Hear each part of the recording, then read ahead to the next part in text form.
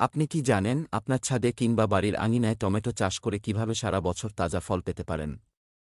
আজকের ভিডিওটি এমনভাবে সাজানো যাতে আপনি শুধু টমেটো চাষের নিয়মই নয়, বরং জানতে পারবেন কয়েকটি চমকপ্রদ তথ্য এবং বিশেষ টিপস যা আপনি অন্য কোথাও পাবেন না। তাই একদম শেষ পর্যন্ত দেখুন। আমি নিশ্চিত ভিডিওর শেষে আপনি চাষ করতে একদম প্রস্তুত হয়ে যাবেন। টমেটো চাষ কি শুধুই শীতের ব্যাপার? অনেকেই ভাবেন তাই। কিন্তু আমি আজ বলবো কিভাবে সারা বছর চাষ করা সম্ভব। প্রথমেই জানতে হবে মাটি কিভাবে প্রস্তুত করবেন। দোআঁশ বা বেলে দোআঁশ মাটি সবচেয়ে ভালো। কিন্তু একটা বিশেষ গোপন টিপস আছে, মাটিতে 1 চিমটি কাঠের ছাই মেশান। এতে টমেটো গাছে অসাধারণ বৃদ্ধি হবে।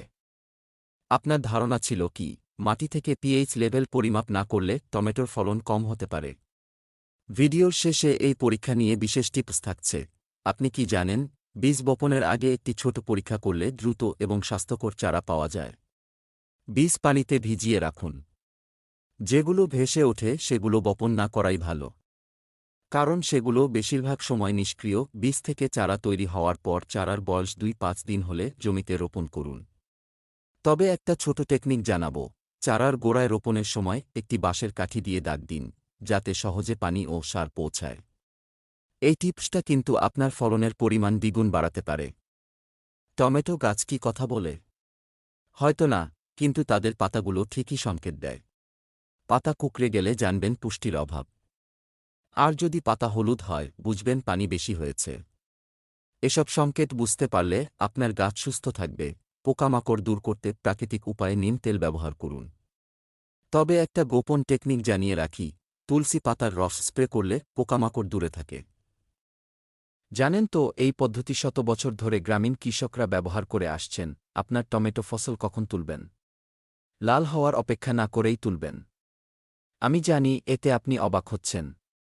কিন্তু আমি একটা রহস্য জানাব, কাঁচা টমেটো তুলেও কৃত্রিম আলোতে রেখে পাকালে এর স্বাদ বেশি হয়।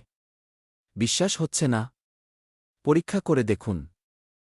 আর একটি কথা মনে রাখুন, ডাঁটিসহ টমেটো তুলুন। এতে টমেটো দীর্ঘদিন তাজা থাকে। চমকপ্রদ, তাই না? এখন আপনি টমেটো চাষ করতে পুরোপুরি প্রস্তুত। টমেটো চাষ থেকে কিভাবে বেশি লাভ করবেন? প্রথমত, আগাম চাষ করে বাজারে প্রথম দিকে টমেটো আনুন। তখন দাম বেশি থাকে।